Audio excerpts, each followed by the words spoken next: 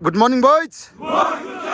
Okay ल आजको हाम्रो गुड फ्राइडे थियो। सबैले आज स्पेसली फेस 2 जानेहरूको लागि चाहिँ आज फर्स्ट डोको टेस्ट टेस्ट नभन्नु डोको एडजस्टमेन्ट डे थियो, जसमा चाहिँ घटस्थापना जस्तै हो। अनि म्याक्सिममको चाहिँ आज हामीहरूले स्पिड रनिङ टेस्ट नगराउनु कारण चाहिँ किनकि पहिलो कुरो भनेको फर द फर्स्ट टाइम डोकोहरू बोक्दैछ हाम्रो केटाहरूले।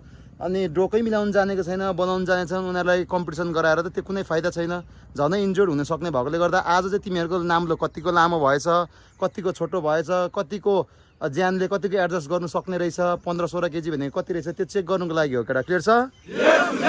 अनि द्याट्स वाइ अब आजको हाम्रो रनिङ भनेको अप टु झन्डा पार्क थियो। सबैले अब सक्सेसफुल्ली कम्प्लिट गरेको छ। अनि गएर चाहिँ सबैले डोकोहरू चाहिँ मिलाउँछ। अलिकति अब आइतबार दिन गर्दा हुन्छ, त्यो सबैको डोको चाहिँ मिलेको छैन केटा। त्यसलाई अब करेक्सन गर्ने हो, कसैलाई सोधेर हुन्छ कि हेरेर हुन्छ कि त्यो चाहिँ मिलाउनु पर्यो। अर्कोचोटिबाट चाहिँ टेस्ट नै हुन्छ केटा। क्लियर छ?